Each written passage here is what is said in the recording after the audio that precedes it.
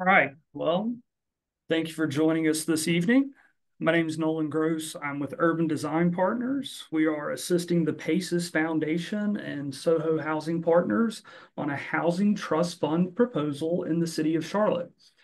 This project, known as Kendall Crossing, may look familiar, and I believe you were on some rezoning calls with us last year.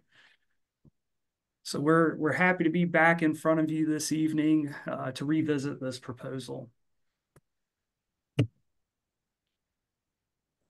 We have a pretty small crowd this evening, so if you have any questions, feel free to drop those in the chat box as we're going through the presentation. Otherwise, if you'd like to wait until the end of the presentation, we can come off mute and have a dialogue.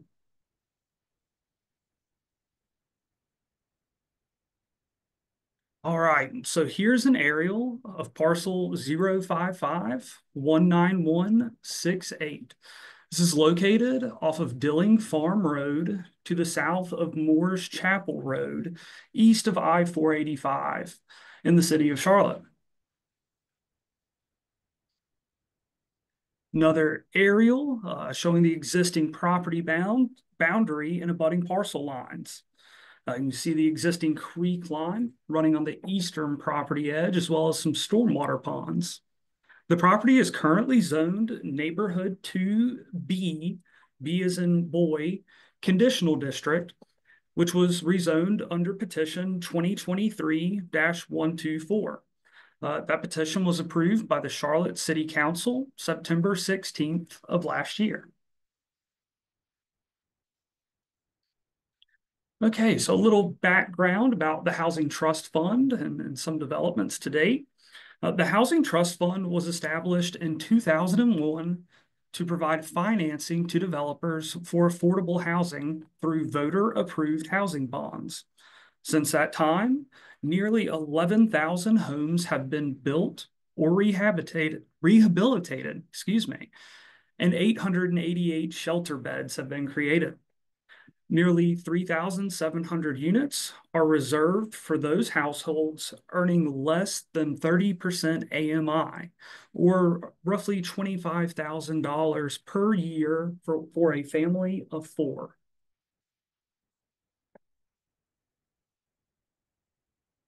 Okay, so here's an overview of the current Housing Trust Fund timeline. The request for proposals, the RFP, was issued November 27th of last year. Required pre-submittal meetings with staff were held by January 9th of this year, 2025. The submission for funding, plan review, elevation review, Charlotte water capacity assurance applications, and impact fee estimates were due by January 24th. So after all of these items were submitted to staff, the review period goes on from January 27th through April 2nd, with a potential funding approval by City Council on April 22nd, 2025. And it's important to note out that approved zoning must be in place prior to funding, and this site does have approved zoning via last year's rezoning approval. So here is rezoning site plan 2023-124. This may look familiar. One building, an L-shaped building. Now this proposed up to 120 age-restricted multifamily stacked residential dwelling units. Prior to approval, we did call out 2 amenity areas in the front and to the side of the building. As well as we included a myriad of improvements along the frontage and at Dilling Farm Road. So jumping ahead to our proposed Housing Trust Fund site plan. It looks very similar to the rezoning site plan. It just has additional detail. So with this proposal, we actually reduced the overall number of units and are now proposing up to 100 age-restricted affordable dwelling units. Again, the site plan does conform to the approved rezoning plan, and we're providing slightly more information, such as electric vehicle parking, bicycle parking, specific open space calculations, things that are required as part of the sketch plan submittal, more detail-oriented than a rezoning petition, as we look to transition this to a potential land development project. As I mentioned, frontage improvements, 8-foot planting strip, an 8-foot sidewalk along the property frontage at Dilling Farm, proposed private street, which will serve as access to the site and parking areas, to ultimately our 4-story apartment building.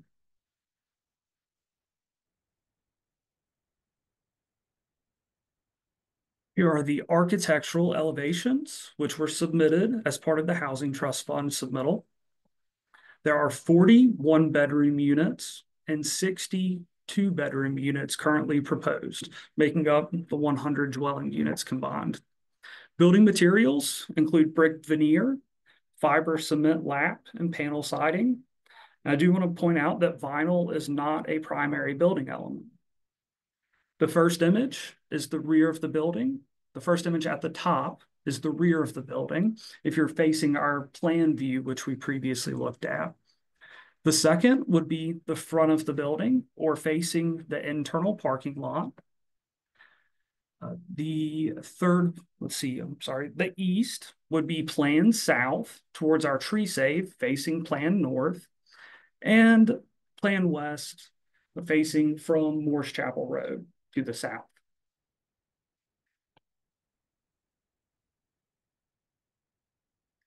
So I know that was quick, and feel free to come off mute if you have any questions. We're glad you joined us this evening and look forward to continued conversation about this proposal. I appreciate it. I just know I'm concerned about the amount of traffic that Dilling Farm to Morse Chapel. Right now, Morse Chapel is it's one lane for each coming and going. It just seems like a lot of traffic for Morse Chapel Road without any light. There's no lights on Morse Chapel. Is there any consideration being discussed about that? So I recall when we met previously with our rezoning community meetings that Sam had mentioned a proposed light. As we're looking at this plan, it's farther planned north, which Yeah. if you're looking at the vicinity map in this top left corner, it's farther east on Morse Chapel. There's another, I believe it was a single family home development that is putting in a signalized intersection a little bit farther down Morse Chapel Road. So there will be a signalized intersection a little bit farther down, but one would not be provided at this location at the intersection of Dilling Farm. Will there be any study of that? Because to try and make a left-hand turn off that Dillingham Farm to Morse Chapel is going to be, unless you make it just a right-hand turn off of there. I just want somebody to be aware of how difficult that's. So based on the trip generation, it would not trigger a signal warrant analysis. Mm, If it had, CDOT would have brought that up during our rezoning petition, and it would have been studied at that time. But based on the proposed trip generation, at that time it was 120 units, which has now been reduced to 100. okay. The trip generation was too low to trigger Okay. analysis. DOT, there were concerns about traffic during the rezoning. So we had numerous conversations with neighbors and NCDOT. They were willing to allow us to restripe the existing lane to make a right turn into the immediate right lane. Okay. There's the right-hand turn lane into this shopping center. Right. So they're allowing us to restripe that for a safer right turn onto Morse Chapel Road, but that was the only improvement that they would allow us to install. And Okay. that took several months of negotiation. Okay. And was it always 4 stories? I don't remember the design layout being 4 stories. Was it It, always four? it was, and originally it was 2 buildings, and the Okay. preference was one L-shaped building. Okay. So we worked with an architect and revised that at the rezoning stage to accommodate this, which is how we got here today. So Okay. it's not much different than the rezoning plan. Unfortunately, I don't have much more information, but do want you to know that this is continuing to progress. Okay. Hey, Nolan, I don't know if you have a picture of Legacy at Car Heights, but it's going to look very similar. It's a very beautiful building. We're going to build something very similar here, just smaller. And we did take that into consideration. That was part of the reason we downsized the units. Okay. Sam expressed a little bit of concern, so we reduced it by 20%. And these are seniors, so I mean, we get a large proportion of our seniors are not driving, but we do understand that this is a busy, crazy area. So we do. Yeah. Yeah, it is. It is. We acknowledge that. Okay. That was all I had. It was just traffic. Sure. No, we appreciate you being on the call this evening. Sure.